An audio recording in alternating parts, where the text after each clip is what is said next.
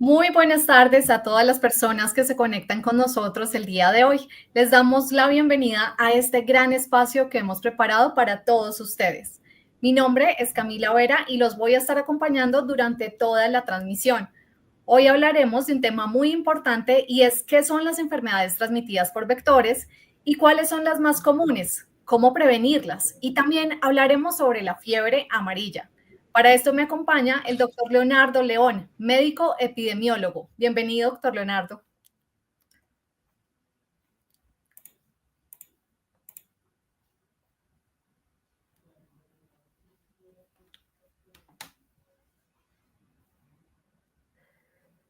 Doctor Leonardo, no le estamos escuchando. Si gusta, por favor, revisar. Muy buenas tardes, gracias por la invitación, Camila. Eh, es un gusto estar acá con los que nos escuchan y nos ven para tema de la fiebre amarilla y las enfermedades transmitidas por vectores, que es de importancia en este momento en el país. Claro que sí, doctor. Gracias a usted por aceptar nuestra invitación y a partir de este momento todos ustedes que están conectados pueden escribir las inquietudes que se vayan presentando durante toda esta transmisión y al final dispondremos de un espacio con nuestro invitado para responderlas. Bueno, doctor Leonardo, vamos a dividir este espacio de conversación en dos y a todos ustedes también les comentamos. En la primera parte vamos a hablar sobre las generalidades de las enfermedades transmitidas por vectores y en la segunda parte haremos un énfasis en la fiebre amarilla. Doctor Leonardo, comencemos hablando de estas generalidades. ¿Qué son las enfermedades transmitidas por vectores? Las enfermedades transmitidas por vectores tienen su nombre a partir de que son aquellas que pasan de una persona a otra persona a través de un ser vivo llamado vector. Los vectores más comunes que conocemos son los zancudos. Entonces, por ejemplo, el vector que transmite el dengue es el zancudo que conocemos como Aedes, que es uno que tiene circulitos en el cuerpo blancos, líneas blancas en el cuerpo. Ese es un ejemplo de una enfermedad transmitida por vectores. ¿Sí? Hay otras, por ejemplo, leishmaniasis, está la fiebre amarilla, ¿no es cierto? Entre otras más. Bueno, esa es una parte general de qué son estas enfermedades. Cuando se habla de este tema, doctor, también hay una palabra que se menciona mucho y es arbovirosis. ¿Eso de qué se trata? La arbovirosis está relacionada, la palabra arbovirosis viene de la palabra arbovirus, y arbovirus son unos tipos de virus, ¿sí? Que están relacionados con los artrópodos. Los artrópodos son los zancudos, como les decía ahorita, y son esos virus que se transmiten a través de ese tipo de vectores. Ahí pues está la fiebre amarilla, está el dengue, está el chikungunya, está el Zika, ¿sí? Está la malaria, como las más importantes y principales en Colombia. Y eso para que lo tengamos en cuenta. Doctor, ¿y cuáles son esos factores de riesgo determinantes de la transmisión de la arbovirosis? Bien, ¿qué factores influyen en la transmisión? Uno, la cantidad de zancudos que exista en las zonas donde las personas habitan, ¿sí? El comportamiento de los zancudos, dependiendo del tipo de zancudo, es diferente. Por ejemplo, el zancudo que transmite el dengue, que está en zonas urbanas, es un zancudo de agua limpia, aguas estancadas limpias. Entonces, una alberca, por ejemplo, yo tengo mi alberca y no lavo la alberca, ¿sí? Estoy en clima caliente y no lavo la alberca. Y aparecen las larvitas y no lavo la alberca. Esas larvas eclosionan o crecen, ¿sí? Y se vuelven en zancudos de la Aedes aegyptis, el vector, el zancudo, y ayudan a transmitir. Entonces, eso es un ejemplo, ¿no es cierto?, de un determinante, y es el cuidado que nosotros debemos tener en nuestras casas, para el caso de este zancudo que se la es, de aguas limpias posadas. Entonces debemos tenerlas bien tapadas y cuidadas, ¿no? Eso será parte de las recomendaciones al final, pero eso es un determinante. Otro determinante es la cantidad, ¿sí?, de inservibles que hay alrededor de las casas o en zonas cercanas, boscosas a ciertas zonas de las ciudades, zonas conurbanas que son alrededor del casco urbano, ¿Por qué? Porque es en esos inservibles donde también se depositan aguas limpias para que puedan crecer las larvas. Otro determinante importante es el tema del autocuidado de las personas. Autocuidado me refiero a el uso de elementos para prevenir la picadura de los zancudos, ¿sí? Ropa, repelentes, ¿sí? Saber en qué momentos del día tiene que ser uno más cuidadoso son factores que contribuyen en eso. Las lluvias, desde el punto de vista del clima, también contribuyen a que existan más vectores que puedan transmitir este tipo de enfermedades. Al llover se aposa agua en diferentes lugares y eso permite que proliferen o crezcan, más bien aparezcan cada vez más zancudos. También hay que tener en cuenta que entonces tenemos tres aspectos: el tema humano, el comportamiento humano, los cuidados, ¿sí? El tema ambiental y ahora el tema del vector como tal, del zancudo. Los zancudos, así como todos los seres vivos que existimos, tienen algo, y es que cuando se trata de acabar con ellos, que son las medidas de control, ¿no es cierto? Cuando se hace fumigación para eliminar los zancudos, sucede que por mecanismo de defensa aumentan la cantidad de población, o sea, aumentan la cantidad de zancudos que vuelven a aparecer en las generaciones subsiguientes, en las generaciones que siguen a los que han recibido o a los que hemos fumigado. Entonces, también el comportamiento del vector es importante, ¿sí? En cuanto al tema de la sobrevivencia y la capacidad de desplazamiento que tiene el vector. Un vector de estos puede estarse moviendo, ¿no es cierto? Y esa capacidad de desplazamiento, cuando pica una persona y se desplaza, vuela, puede llegar 50, 100, 200 metros y logra contagiar a otra persona. Bueno, doctor, hablemos ahora de cuáles son esas enfermedades más comunes transmitidas por vectores. Perfecto, les había comentado que está, por ejemplo, el dengue, está la malaria, la fiebre amarilla, la leishmaniasis, ¿sí? Y ahí me viene al recuerdo algunos casos que he visto de estos. Estas enfermedades están relacionadas con la altura, ¿sí? Sobre el nivel del mar. Es importante recordarlo. Estas enfermedades se transmiten por estos vectores zancudos, ¿sí? Y la capacidad de vivir de estos zancudos está actualmente identificada por debajo de los 2.200 metros sobre el nivel del mar. O sea, todas las ciudades que estén por debajo,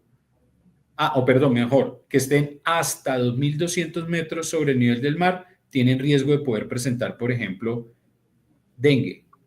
Pueden presentar fiebre amarilla, ¿sí? ¿Por qué? Porque el vector está en esos entornos, pero hay unas distinciones que hacer. Hablemos del dengue principalmente.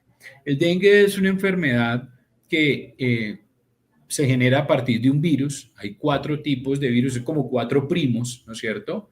Hay 4 tipos de virus, 4 serotipos, como se conoce, y esos 4 pueden producir dengue, ¿sí? Cuando la persona es picada por un mosquito que tiene o está infectado. Entonces, voy a poner el ejemplo. Yo soy de una ciudad de clima caliente, ¿sí? En la cual siempre ha existido el dengue. Entonces, hay una persona que tiene dengue, tiene el virus dentro del cuerpo, el mosquito va y lo pica, la mosquito, perdón, porque es la mosquito la que pica, ¿m? Va y lo pica, succiona la sangre de esa persona, vuela y va y pica a otra persona. Así es la forma de cómo se transmite el dengue. Entonces, cuando sucede eso, hay unos momentos muy importantes, por ejemplo, en la evolución de la enfermedad del dengue. Desde el momento en que a mí me llega el virus porque me pica un zancudo, pasa un tiempo, alrededor de 3, 4 días que la persona presenta fiebre, malestar general, dolor del cuerpo, ¿sí?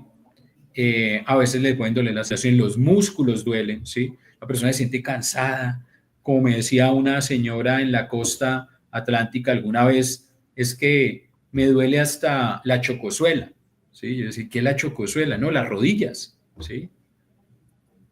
Me duele hasta el tubillo, duelen los tobillos, ¿sí? Es un cansancio, la persona quiere hacer cosas, ¿sí? En esos primeros días hay una fiebre alta, 3 a 4 días. Al cuarto día pasa algo en el cuerpo y es que ese virus va y ataca una parte del cuerpo que es el hígado y destruye unas células muy importantes, ¿sí? Que ayudan a que la sangre, ¿sí? Esté coagulada, la sangre, perdón, no se salga de las arterias y las venas. ¿Mm? Al dañar esa proteína del cuerpo, se pueden presentar sangrados. Entonces las personas pueden llegar a presentar sangrados en las encías, ¿sí? El color de la orina cambia, se vuelve un color más rojizo, ¿sí? La persona puede tener dolores abdominales en el abdomen, en el estómago, le duele muchísimo, es un dolor que no se puede controlar, ¿sí? Eso es un momento importante porque ahí estamos ante un caso de un dengue grave, que son eso que les acabo de decir, son signos de alarma, el dengue grave, ¿sí? Después de que, si la persona logra superar esa etapa que es crítica entre el tercero y quinto día, se bajan algo que se llaman las plaquetas, por eso es que se puede salir la sangre de algunas partes de las arterias y las venas. Y ahí tenemos después un momento de recuperación y convalescencia, ¿sí? Muy importante que nosotros podamos identificar esos síntomas cuando estoy en lugares donde se transmite el dengue. Recordemos, ciudades que estén por debajo de los 2.200 metros sobre el nivel del mar, son ciudades donde existe el riesgo del dengue. ¿Qué pasa con el dengue también? El dengue lo transmite el Aedes aegypti, así se llama ese mosquito. Y una característica fundamental de este mosquito es que tiene líneas blancas en su cuerpo y en las patas, ¿sí? Tiene líneas blancas en su cuerpo y en las patas. Y eso nos ayuda a poder identificarlo y se puede ver. El dengue, la fiebre amarilla, ¿no es cierto? Esos dos no tienen un tratamiento específico. Lo que se maneja son los signos y síntomas de la persona, ¿sí? No existe un medicamento para evitar que avance la enfermedad, porque es un virus como tal, ¿sí? En el momento existe en el mercado una vacuna, o sea, existe una vacuna que han creado y que está en proceso de ya aplicación en las comunidades, que hasta el momento estábamos pendientes el componente epidemiológico y la academia estamos pendientes de su capacidad de protección, ¿sí? Tiene muy buenos estudios. Eso tenemos, por ejemplo, en el dengue. La fiebre amarilla, ahora pasemos a la fiebre amarilla. La fiebre amarilla también se puede utilizar la vacuna, no se debe utilizar la vacuna de fiebre amarilla. La fiebre amarilla tiene un componente diferente y es que la fiebre amarilla es más de comportamiento selvático, ¿sí? Se transmite más en un ambiente selvático, boscoso, ¿sí? Esta fiebre amarilla, a diferencia del dengue, es transmitida por otro mosquito que es el Sabetens, así se llama, ¿sí? Que es un mosquito más grande, no tiene líneas blancas en el cuerpo, y este mosquito pica a una persona o puede picar, ¿no es cierto?, a un primate no humano, los monos como los conocemos, ¿sí? Especialmente los monos aruata o aulladores. Pica a ese mono, a esa persona que tiene el virus, ese mosquito vuela y va y pica a otra persona y así se transmite la fiebre amarilla. Pero siempre en Colombia, desde hace muchos años, no se han presentado casos o una gran cantidad, no se han presentado casos, perdón, en zonas urbanas, siempre han sido casos selváticos, ¿no es cierto? La fiebre amarilla tiene un comportamiento por el cual se distingue y se conoce como fiebre amarilla. La persona se pone de color amarilla la piel, ¿sí? Acá, esta parte que tenemos en los ojos, ¿sí? Esta parte blanca de los ojos, blanca que está alrededor del iris, ¿sí? Y acá esta parte rojita, toda una pigmentación, un color amarillento. ¿Por qué? Porque ese virus, la fiebre amarilla, va y daña el hígado y produce, por ese daño que produce en el hígado, genera ese color amarillo en el cuerpo porque no puede controlar el hígado ciertas proteínas. Y el problema es que así como el dengue, ¿sí? La fiebre amarilla puede afectar el hígado, los riñones, el corazón, ¿sí? Muchas partes del cuerpo y puedes morir por la fiebre amarilla, ¿no es cierto? Ahora, en Colombia más o menos hasta 1929, no estoy mal, fue la última vez que se encontraron casos o se presentaron casos de fiebre amarilla en zonas urbanas. Siempre los casos se han presentado desde esa época en zonas selváticas. Por lo cual, ¿cómo es la forma de contribuir? Lo mismo, medidas de prevención, ahorita las dialogaremos más adelante, tanto personales como poblacionales. Entonces, eso con relación a la fiebre amarilla. La fiebre amarilla también tiene un periodo, ¿no? Desde el momento en que la persona adquiere el virus porque es picado por un mosquito, pasa un tiempo, presenta unas fiebres muy altas, ¿sí? Cuando hay un daño fuerte o grande en el hígado, empieza a tomar una coloración amarilla la persona, ¿sí? Empieza a sentir cansancio, un dolor de cabeza impresionante, así como en el dengue, pero la gran diferencia es ese color amarillo, amarillento que toman las personas. De ahí pasa más o menos cuarto, quinto día, un momento crítico y en adelante, ¿no es cierto? Quinto, sexto día, donde la persona puede generar lo que se llama la fase, entre comillas, no, la fase tóxica, la conocemos en el sector salud, y es ese daño fuerte que hace al hígado y hay algo, hay una forma de medir el daño del hígado que le permite a uno saber que la persona está en un momento grave o crítico. Las otras que tenemos, ¿cuáles son? Tenemos la malaria, la leishmaniasis. La malaria es transmitida por otro zancudo. La malaria es esencialmente se identifica en zonas rurales, ¿sí? Su forma de transmisión.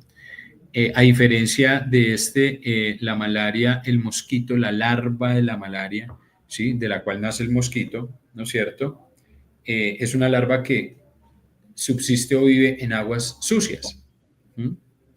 Y la malaria puede, o daña, perdón, puede no, daña también al cuerpo en el hígado, los riñones, el sistema de arterias y venas.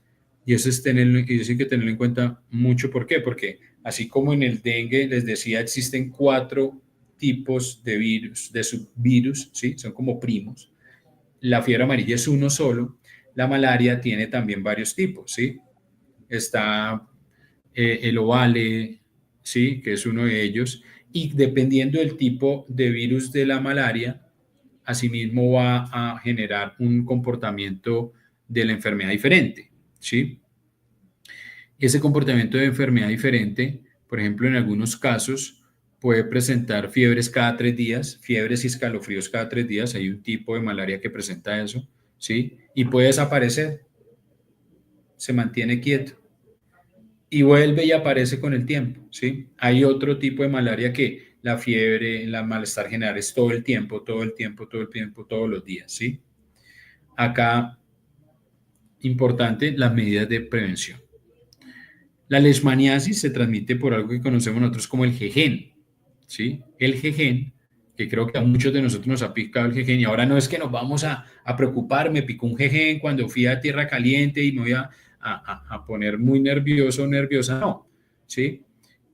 Ciertas zonas del país, por eso una de las recomendaciones que miraremos es que las personas cuando vayan a viajar tengan en cuenta a qué zonas van a ir y qué tipo de enfermedades hay allá, ¿sí?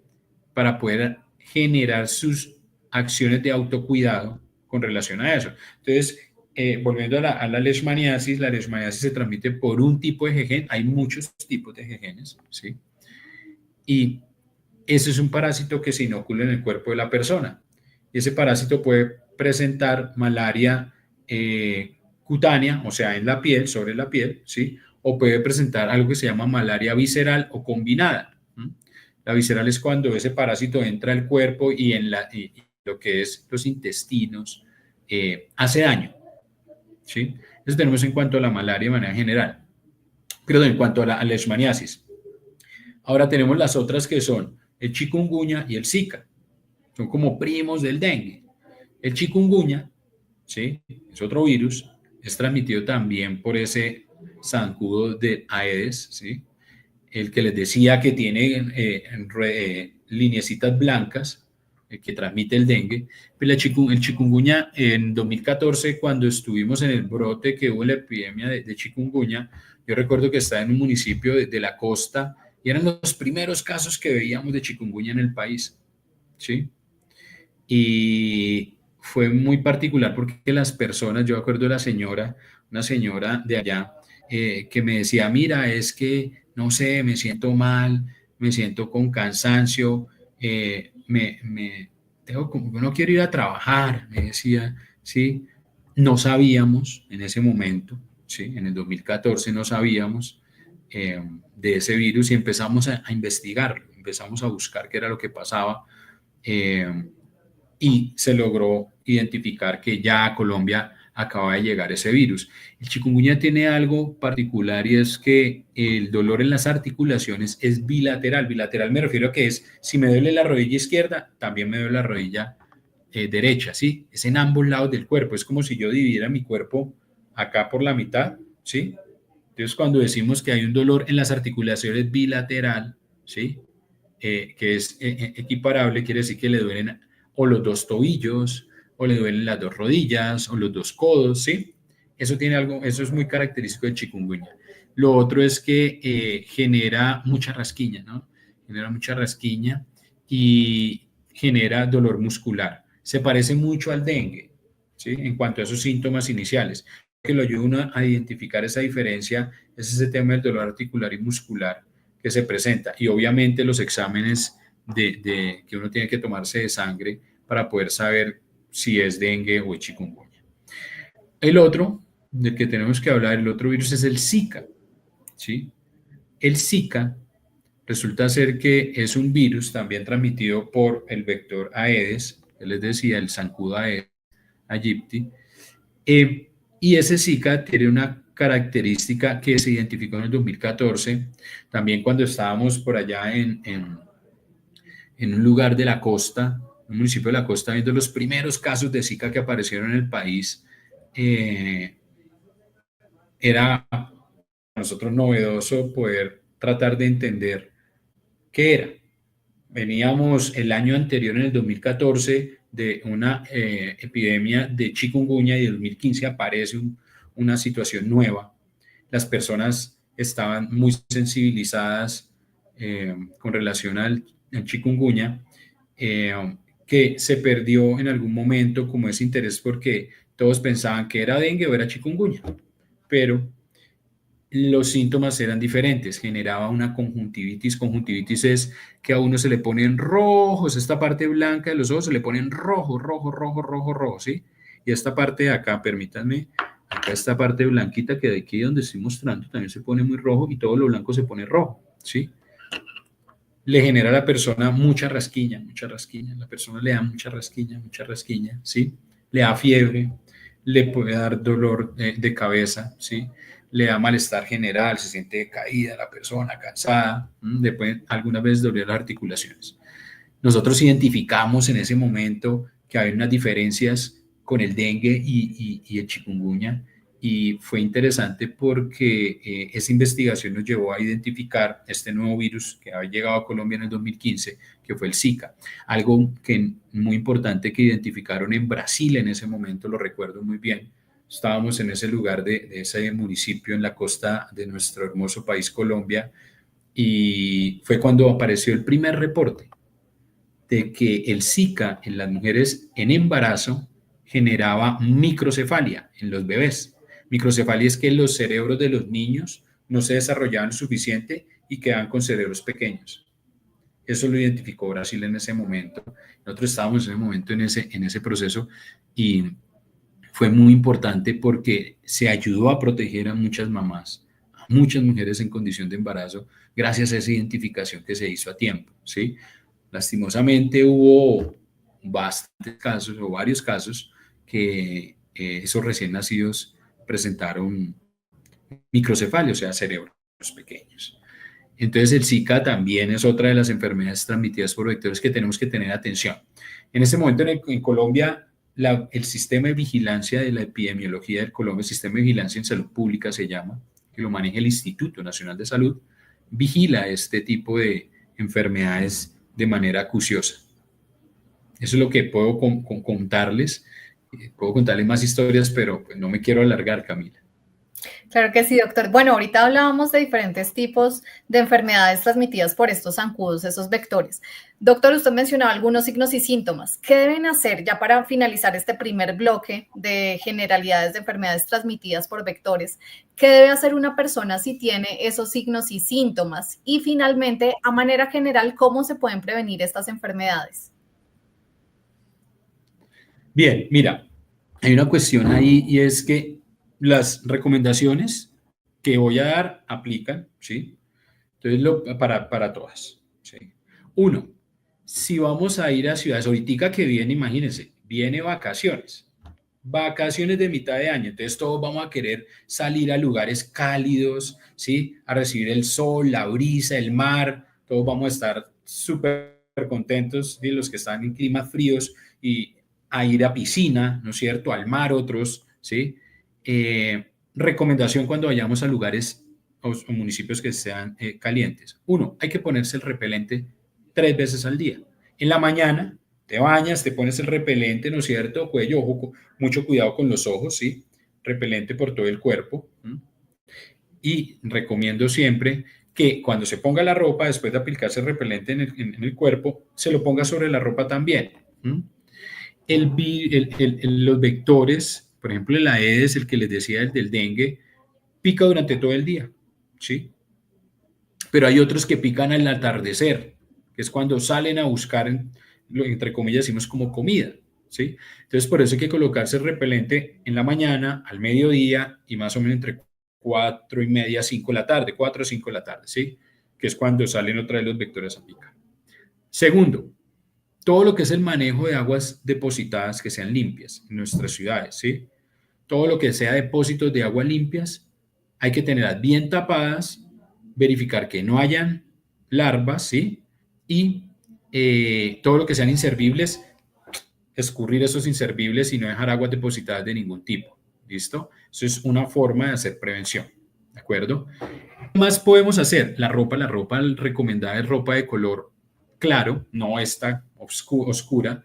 Los zancudos tienen un gusto por los colores oscuros, entonces tienden a picar más por esa característica. Entonces, recomendado ponerse ropa de color claro y que sea preferiblemente de mangas largas, ¿no? Que vengan hasta acá, o sea, camisas. Yo sé que uno va a clima caliente y quiere tener su busito corto, ¿no? Como en camiseta, esqueleto, pero pues uno recomienda que preferiblemente tengan camisas, ¿no? Que manga larga, y todo lo que tengan descubierto, pues muy bien puesto su repelente, ¿de acuerdo?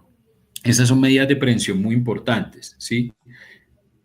Cuando yo identifico algún síntoma, siento dolor de cabeza muy fuerte que no me disminuye con el medicamento, fiebre, siento escalofríos, malestar general, inmediatamente hay que asistir a un centro de salud, a una clínica, a un hospital, a urgencias, ¿de acuerdo? No hay que dudar ni un segundo, hay que ir, ¿sí? Por favor, encarecidamente, no utilicemos remedios caseros, hay que asistir porque el tiempo es oro, no nos podemos demorar en asistir, por lo que les decía de los tiempos en que el virus o los virus pueden hacer daño al cuerpo. ¿Para qué? Para que en urgencias un profesional de medicina pueda tomar los exámenes que se necesitan y así identificar cuál es el virus o cuál es el microorganismo, ¿sí? Que está afectando al cuerpo de esa persona. Perfecto, doctor. Son muy buenas esas recomendaciones que usted nos hace en este momento y vamos a cambiar y hacer énfasis en fiebre amarilla. Ya habíamos conversado con usted sobre esa generalidad de qué es la fiebre amarilla y cómo se transmite. Retomemos, doctor, por favor, cuáles son estos signos y síntomas y por qué se llama fiebre amarilla. Ok, mira. Entonces, fiebre amarilla, Camila y todos los que nos escuchan, importante, en este momento el país está en una situación de emergencia por casos de fiebre amarilla. ¿Y por qué se llama fiebre amarilla? Porque la persona, su piel se coloca de color amarillo, ¿sí? Y está acompañado de fiebre, por eso se llama fiebre amarilla, ¿sí? Es una fiebre acompañada de un color amarillo en el cuerpo de la persona, ¿sí? La piel se pone amarilla, todo. Uno es, ¿sí? ¿Cómo se transmite?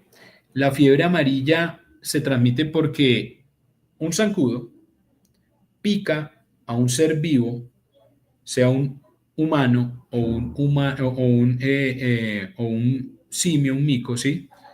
Eh, ese zancudo, al picar a esa persona que tiene el virus, queda infectado, va, vuela y pica o a otro mono o a un humano, ¿de acuerdo? Eso se conoce como el ciclo selvático, ¿sí? Cuando pica entre monos solamente, ¿sí? Primates no humanos, que son los monos, entonces se pasa el virus entre zancudo y mono, zancudo, mono, zancudo, mono. Eso se llama ciclo selvático. Pero cuando ese mosquito va y pica a una persona, ¿sí? Se rompe ese ciclo selvático y se puede correr el riesgo de que ese virus de fiebre amarilla, que menos mal en este momento no está sucediendo en el país, eso hay que ponerlo claro, se empiece a transmitir en zonas urbanas, ¿sí? En estos momentos en Colombia los casos de fiebre amarilla están relacionados con zonas rurales más de tipo de zonas boscosas de gran bosque, ¿no? Entonces, esa es la forma en que se transmite. ¿Y por qué es importante hablar de la forma de transmisión? Porque no podemos ir a destruir la fauna que son los monos. Por el contrario, debemos estar atentos a cuando un mono, ¿sí?, se vea enfermo o se vea muerto, se observe muerto, ¿sí? Pero no es ir a acabar con la vida de esta fauna que es importante dentro de los ecosistemas. Y eso hay que hacer mucha la claridad, hay que ser pues claros en eso. Entonces, así es como se transmite la fiebre amarilla a través de picadura de mosquitos. Perfecto, doctor. ¿Cuáles son esas zonas de riesgo en Colombia que tienen mayor cantidad de casos, por ejemplo, o donde se puede transmitir más la fiebre amarilla? Puntualmente, algunas ciudades o cuáles municipios del país. Pues en este momento el gobierno nacional sacó un acto administrativo, una resolución, ¿sí?, sobre las zonas donde se clasifican como de muy alto riesgo, y esas de muy alto riesgo están relacionadas con aquellos casos nuevos, y nuevos porque no existían casos en esos municipios. Esencialmente empezaron a aparecer casos alrededor del año pasado, en octubre, más o menos noviembre, en el departamento del Tolima, ¿sí? En unas zonas específicas empezaron a aparecer unos casos que allá no había fiebre amarilla, ¿de acuerdo? Regularmente fiebre amarilla, como les decía, lo encuentran en zonas selváticas, por ejemplo, por allá en la zona selvática del Baupés, del Amazonas, de Guainía, ¿sí? Del Guaviare, ¿de acuerdo? Acá lo que llamó la atención es esos casos que no existían, que no se habían presentado en la historia de Colombia en el departamento del Tolima.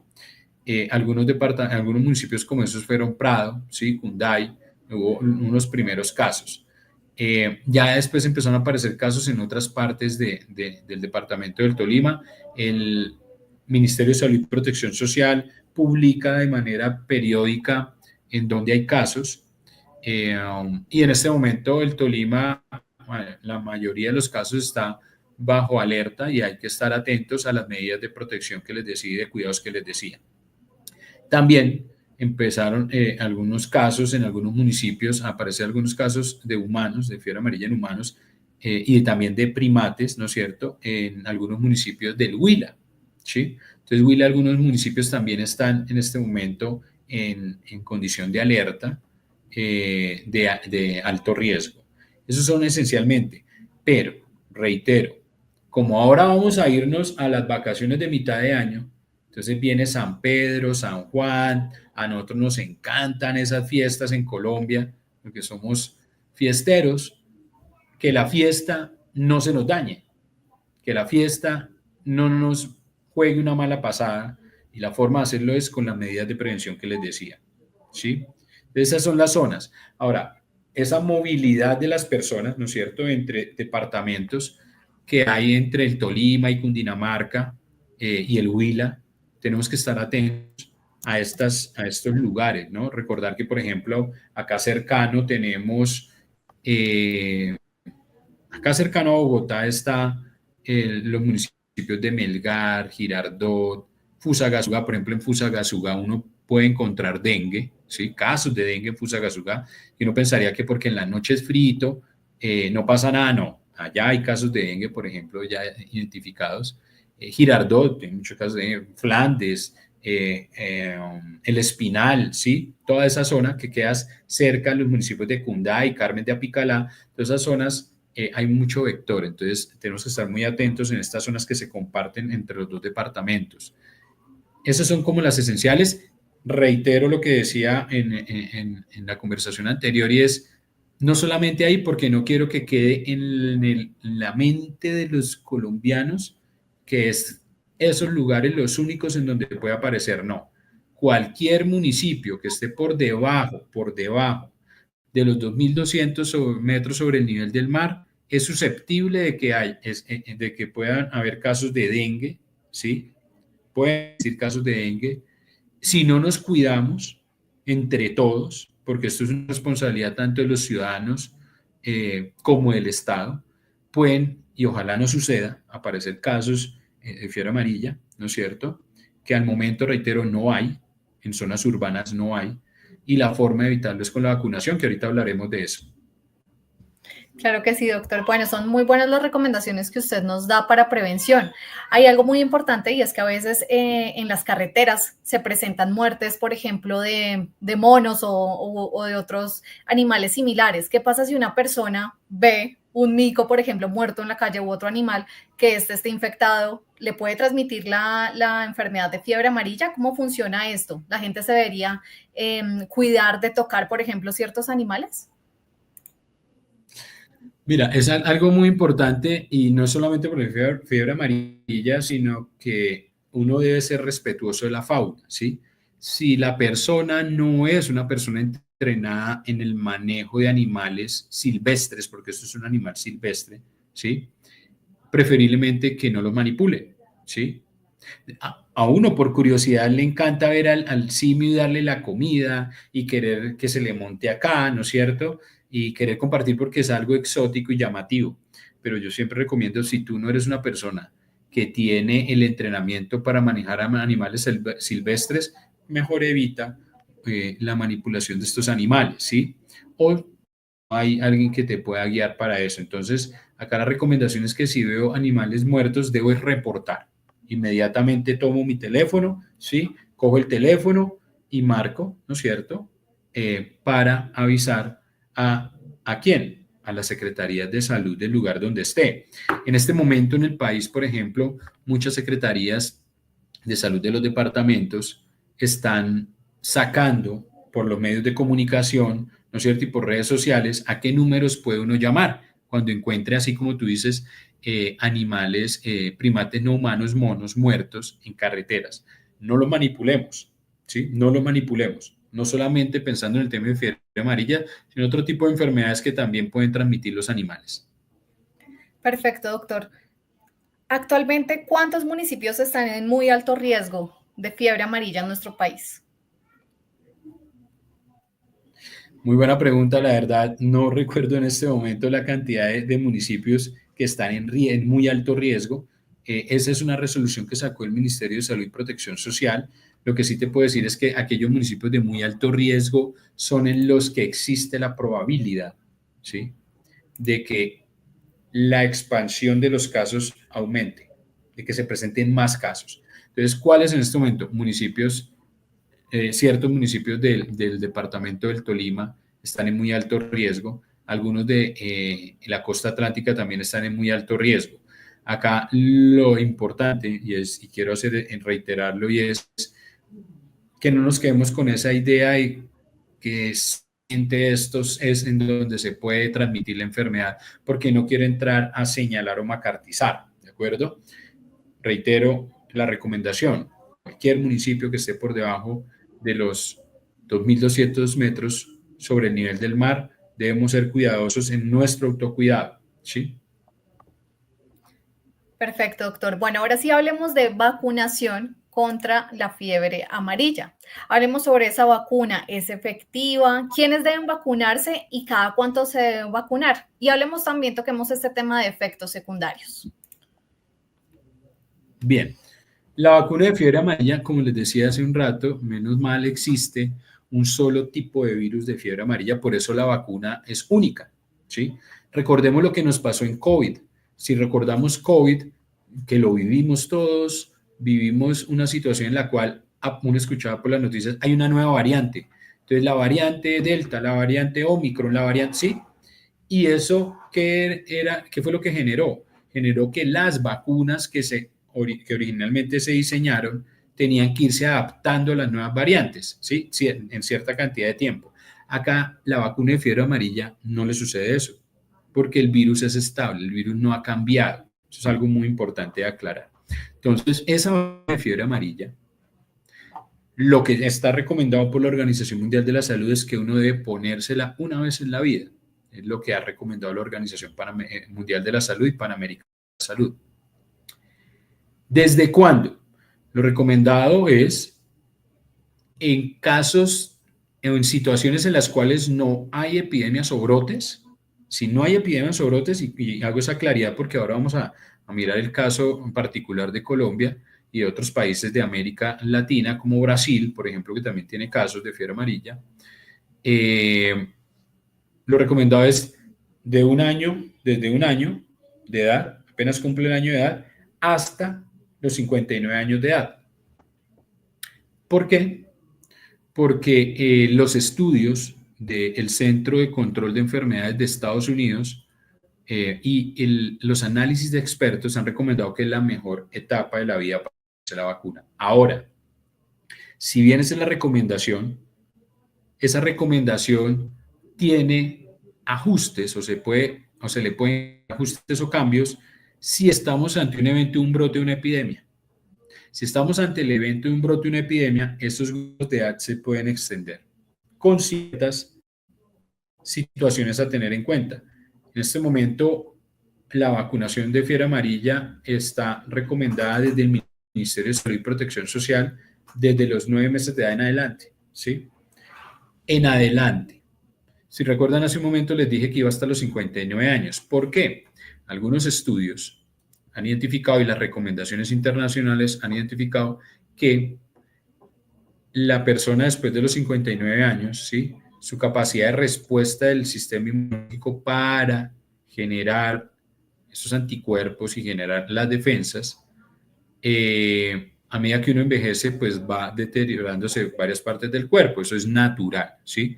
Entonces puede correr unos riesgos, esas personas que es un riesgo muy bajo, ¿sí? De generar un cuadro de enfermedad relacionada con la fiebre amarilla. Y entre más edad se tiene, puede haber más riesgo. Ojo, pero esto no puede ser un obstáculo, ¿no es cierto? Por eso, si yo tengo una edad mayor a 59 años y no me he vacunado y estoy en una zona en la cual yo sé que por las noticias han declarado y se ha informado que hay transmisión de la fiebre amarilla, debo asistir. Es una responsabilidad nuestra como ciudadanos asistir a un punto de atención en salud y decir, mire, yo no tengo la vacuna, me voy a trasladar, voy a estar en tal zona, quiero aplicármela. Entonces, en ese momento aparecerá un profesional de la salud con una encuesta. Tomará la encuesta, diligenciará y te hará unas preguntas importantes para identificar si te puedes poner la vacuna o no. Te van a preguntar antecedentes, ¿sí? De enfermedades, te van a preguntar antecedentes personales, algunas características importantes. Entonces, y ahí te dirán, mira, puedes ponértela, no hay ningún problema. Hay algo muy importante ahí, es que no, como los humanos no somos iguales todos, no todos respondemos igual, ¿de acuerdo? Pero sí tenemos que ir a asistir a colocarnos esa vacuna. Es muy importante que nos la coloquemos todos. Perfecto, doctor. ¿Dónde pueden acudir las personas para colocarse esa vacuna de fiebre amarilla? ¿Tienen que ser afiliados o cualquier persona puede vacunarse? La vacunación es sin barreras. Cualquier persona puede vacunarse sin barreras, ¿sí? En los puntos de vacunación en donde ustedes se encuentren, en este momento se está aplicando la vacuna de fiebre amarilla. Y la idea es que no la pongamos. Algo muy importante con la vacuna, y es que esta debe ser aplicada 10 días antes de que yo vaya a ir a estar en un lugar o zona de potencial riesgo de transmisión de la fiebre amarilla, ¿vale? Porque hemos visto casos de personas que se vacunan, digamos, hoy, y a los 3 días empiezan a hacer síntomas de fiebre amarilla, se ponen amarillos, ictéricos, ¿sí? Como les decía, los colores amarillo en la piel y acá en los ojos, pero dicen, pero yo me puse la vacuna. Claro, te pusiste la vacuna hace 3 o 4 días, el cuerpo no alcanzó a hacer la respuesta del sistema inmunológico y adquirió la enfermedad. Entonces debemos vacunarnos 10 días antes, 10 días antes, ¿sí? Ojo, el hecho de que yo me ponga la vacuna no quiere decir que no, mejor dicho, así yo tenga la vacuna, tengo que colocarme el repelente, las recomendaciones que hemos dado, tengo que ponerme ropa de manga larga clara, ¿sí? Tengo que evitar ir a zonas boscosas, aún así tenga la vacuna, ¿vale? Porque eso son medidas preventivas. Perfecto, doctor. Bueno, muy importante todas esas recomendaciones y medidas preventivas y la invitación, como usted lo mencionaba, a vacunarse. También ustedes pueden encontrar todos los puntos de vacunación en nuestra página web www.famisanar.com.co/pbs/vacunación. Ustedes pueden buscar por su departamento o la ciudad donde estén para encontrar cuáles son esos puntos de vacunación cercanos para que asistan.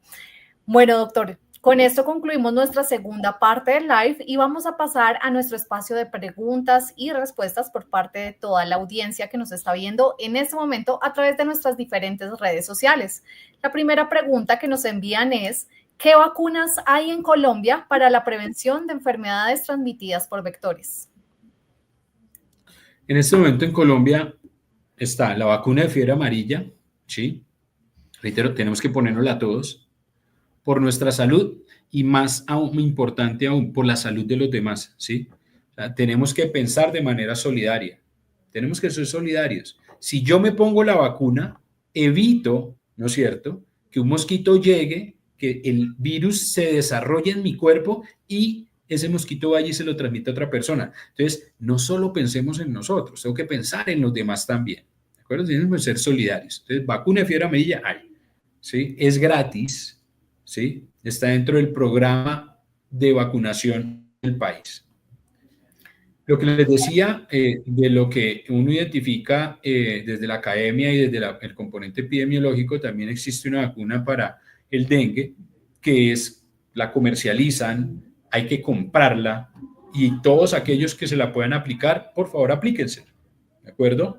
Esas son las dos, o son las que hay para estas dos enfermedades en Colombia, esas vacunas. Perfecto, doctor. La siguiente pregunta es, tengo una picadura en el brazo desde octubre de 2024 y no ha sanado.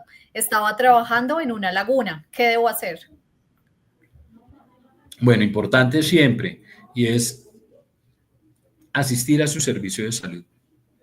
La única forma de saber qué es que un médico te vea, observe la herida, la analice, tome muestras si es necesario y haga exámenes de laboratorio, ¿de acuerdo? La recomendación es esa, ir a un servicio de salud. Doctor, ¿qué hay de cierto que a las personas de 60 años en adelante ya no se les aplica la vacuna? Como les comentaba hace un momento, aquellas personas, no importa la edad, desde los 9 meses en adelante, según la recomendación del Ministerio de Salud y Protección Social de Colombia, que no tengan la vacuna, aplíquensela.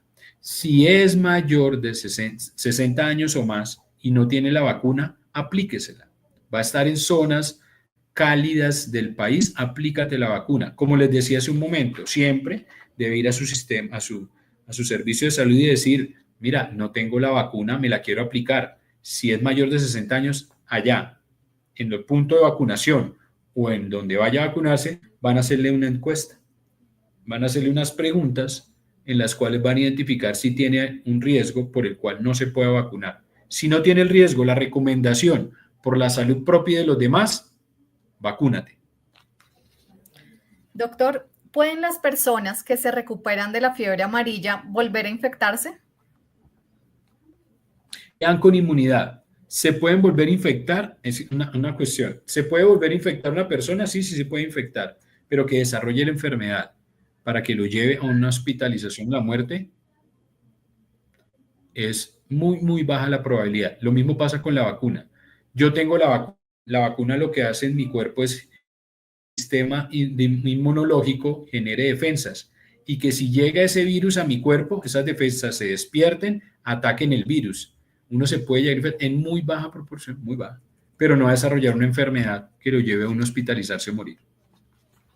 Perfecto. Doctor, si vacuné a mi hija contra la fiebre amarilla cuando tenía 1 año, eso fue en el 2009, y hoy hoy tiene 16 años, ¿es necesario volverla a vacunar ya que se va de viaje a La Guajira a una misión humanitaria? No, lo recomendado por la Organización Mundial de la Salud es que la vacuna es única en la vida. Los anticuerpos que se generan duran para la vida. Pero mira, a tu hija, por favor, recomendación súper especial a tu hija. Magnífico que ir a hacer una misión humanitaria. Eso es muy bueno y de verdad colombianos como ella son los que necesitamos. Cuídese, por favor, utilizando el repelente como lo recomendamos 3 veces al día, en la mañana, al mediodía y en la noche. Ropa de manga larga de color claro, ¿sí? Y si te toca estar en zonas boscosas, ¿sí? Siempre estar muy atenta a estar protegida, ¿sí? De picaduras que pueda sufrir. Doctor, ¿cuánto tiempo tarda la recuperación de la fiebre amarilla? Regularmente la recuperación de la fiebre amarilla, desde el punto de vista de los síntomas de la persona, desde que inicia, puede llevar 1 o 2 semanas, ¿sí? Hay casos excepcionales de 2 semanas. Pero el seguimiento que se le hace a una persona que se ha contagiado, o sea, se ha infectado, perdón, con fiebre amarilla, va hasta 3 meses después de que la persona haya hospitalización, ¿sí? Se hace un seguimiento a 3 meses. Y en ese seguimiento lo que uno identifica o valora son unas proteínas que produce el hígado para ver si el valor, o sea, la cantidad de esas proteínas ha disminuido a valores normales, ¿sí? Por eso uno hace el seguimiento en 3 meses. En 3 meses después de que la persona ha salido del hospital y ya esas proteínas están en unos valores normales, ya uno puede decir que está totalmente recuperada. Doctor, después de ser picado, ¿al cuánto tiempo se evidencia el contagio? Después de ser picado, las personas empiezan a presentar síntomas entre 1 y 4 días, ¿sí? Empiezan a presentar la fiebre. Este es un virus que se multiplica rapidísimo en el cuerpo. Entonces, la fiebre, a presentar el malestar general, el dolor de los músculos, un dolor de cabeza muy fuerte, ¿sí? Y a medida que avanzan los días, se va empeorando y el color amarillo empieza a aparecer. ¿A algunos no les aparece color amarillo? La mayoría sí. Perfecto. Doctor, ¿qué podemos hacer para protegernos en climas cálidos? Para protegernos en climas cálidos, lo que tenemos que hacer es utilizar lo que les decía, el repelente. 2, la ropa, manga larga, protección con ropa manga larga, preferiblemente de colores claros, pantalones, ¿sí? Yo sé que nos gusta andar en pantalonetas y chores. Bueno, si quieres andar en pantalonetas y esqueleto, aplícate repelente por todas las zonas descubiertas del cuerpo 3 veces al día. Disminuir o evitar más bien el aposamiento de aguas, ¿sí? Que no estén debidamente tapadas. Y si yo veo aguas limpias o agua en un charco, colaboro de manera solidaria con la sociedad y lo tapo con arena, ¿sí? Si veo una llanta con agua, volteo la llanta. Si veo una botella de gaseosa con agua por dentro, tomo la botella y la volteo y desocupo el agua, porque eso contribuye. Miren, si todos ayudamos a mantener esto, a hacer esas medidas de protección, nos ayudamos entre todos y evitamos que esto se siga transmitiendo. Doctor, ¿qué enfermedades en Colombia se transmiten por garrapatas? Uy, hay varias. Ahí está, por ejemplo, la rickettsia. Se llama así rickettsia. Yo recuerdo, me han tocado casos de esos muy particulares. Hay un gran colombiano, el padre, perdón, del doctor José Félix Patiño, que fue el que descubrió la rickettsia en Colombia, un tipo de rickettsia en Colombia, ¿sí? Entonces las garrapatas transmiten eso que llama la rickettsia, ¿sí? Pueden transmitir otras más. En algunos casos pueden transmitir la peste en algunos lugares, ¿no es cierto? Pues ya no tenemos, gracias a Dios, no nos alarmemos. También pueden transmitir parásitos, ¿sí? Pero en Colombia esencialmente esa, ¿no? También transmiten algo que se llama la enfermedad de la fiebre cada 3 días. ¿Sí? Hay muchas más. Perfecto, doctor. Vamos a continuar con nuestra ronda de preguntas. Ya estas son las últimas preguntas que tenemos. Dice, buenas tardes, doctor Leonardo. Yo fui picada por el Chagas. ¿Por qué no hay tratamiento de esta enfermedad? Y no es tratada por ser enfermedad huérfana. Maravillosa la pregunta. Tuve la oportunidad en algún momento de estar manejando este tema de la enfermedad de Chagas en Colombia y sí hay tratamiento para la enfermedad de Chagas. Lo importante acá es poder detectarla a tiempo, ¿sí? Diagnosticarla a tiempo es fundamental. Con tristeza digo que cuando se detecta tardía y es una enfermedad, el Chagas puede ser de transmisión oral o por picadura, ¿sí? El Chagas es una enfermedad que se produce por un parásito que se llama tripanosoma, ¿sí? Entonces, hay un vector que lo conocemos como el pito, ¿sí? Así se conoce el vector como el pito. Es un vector que es como una especie de garrapata, perdón, de cucaracha alargada, no tengo cómo mostrarles ahorita una foto, ¿sí? Y ese vector lo que hace es que va y coloca su estilete, se llama eso, su trompa es como una aguja, ¿sí? Introduce la trompa en la piel de la persona, ¿sí? Y cuando está succionando la sangre, queda la herida y puede transmitir el vector y muchas veces deposita su popó sobre esas heridas y ahí, perdón, el vector no entra el parásito al cuerpo humano, ¿sí? Esa es una forma de transmisión. La otra es cuando este vector, el pito, ¿sí? Deposita sus heces, por ejemplo, en elementos para cocinar, ¿sí? En una olla, pasa el pito, deposita sus heces y la persona prepara alimentos sobre eso y se toma eso, se llama Chagas de transmisión oral. Ese es el más peligroso porque se desarrolla mucho más rápido el cuadro. Yo en algún momento tuve y vi unos casos de transmisión oral de Chagas en el cual unos padres se quedaron sin hijos, ¿sí? La recomendación siempre es, tenemos que ser cuidadosos nosotros en los lugares donde sepamos que existe el vector, el pito, ¿sí? De lavar y limpiar los elementos con los que comemos, ¿sí? Manejar toldillos en estas zonas es importante. También, por ejemplo, para los zancudos es importante manejar toldillo. Esa es una recomendación que me faltaba. Menos mal, Camila, llegamos a este punto. El toldillo es súper importante utilizarlo, ¿no es cierto?, en zonas en las cuales hay estos vectores para podernos proteger a nosotros y a los demás. Entonces, concluyo ahí, y es, si existe tratamiento, hay que diagnosticarla a tiempo, y tenemos que poner todo de nuestra parte. Y ojo con esto, miren, hay algo que se identificó hace ya algunos años, y es que hay ciertos elementos o alimentos más bien, que cuando uno va de viaje por carretera le gusta comprar cosas por la carretera, ¿sí? Cosas de producción en las zonas, uno debe tener mucho cuidado de la manipulación de ese tipo de alimentos, ¿sí? Siempre importante lavarlos muy bien. Si son líquidos los que uno va a comprar, que vengan sellados, ¿sí? De fábrica es lo más recomendable. Y los alimentos lavarlos muy bien.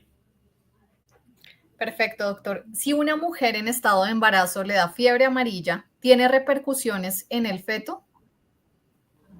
¿Puede afectar al feto? Sí, puede afectar al feto. Sí, puede afectar al feto.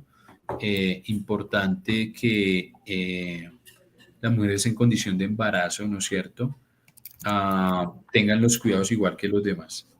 Repelente, utilizar toldillo, como lo acaba de decir ahorita, en zonas donde puede existir el zancudo que transmite. Si sabemos que hay casos, en las noches utilizar toldillo. Yo sé que cuando uno pone un toldillo, uno siente más calor, ¿sí? Las personas dicen, no, no pongo el toldillo porque me da más calor.